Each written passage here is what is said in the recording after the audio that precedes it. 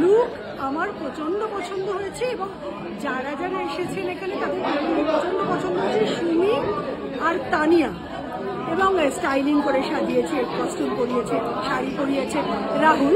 এই সমস্ত কিছুতে আমার নিজেকে ভীষণ অন্যরকম এবং আমার জন্য সব থেকে ভালো লেগেছে। আমি যেরাম চাইছি ওরা ঠিক সেরাম সাজিয়েছে। অনেক ক্ষেত্রে দেখি মেকআপটা একটু বেশি হয়ে যায়, মুখের ক্যারেক্টার নষ্ট হয়ে যায়, কিন্তু সেখানে একদম বাড়াবাড়ি নেই। কিন্তু যে ট্র্যাডিশনাল টিপিক্যাল বাঙালি ব্রাইড যেরকম হয় সেরকম হয়েছে। মানে আই জাস্ট লাভ দেম। যেরাম চন্দন সেরকম মেকআপ, সেরাম চোখ, ওদের মাথা খেয়ে দিয়েছি বাবা। অসীম ধৈর্য।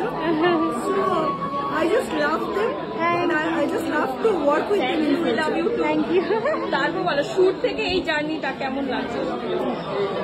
মজার ব্যাপার, ব্রাইডাল থেকে ডাইরেক্ট ব্রাইডাল। মজার ব্যাপার হচ্ছে যখন প্রথম ব্রাইডাল শুটটা করি তখন আমি বিয়ে করবো ভাবিনি।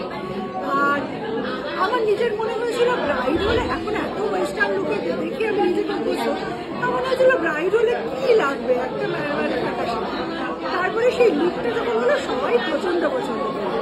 তারপরে ওরা আমাকে দুর্গাপুজোর জন্য সাজালো। পুরো আমার মধ্যে অন্য আর একটা আমি রয়েছে সেটা আমরা খুঁজে খুঁজে বের করলাম। তারপরে যখন ডিসাইডই করলাম এত সুন্দর যখন সাজাচ্ছে তাহলে বিয়েটা করেই নি। আর তখন আমি বলেছিলাম যে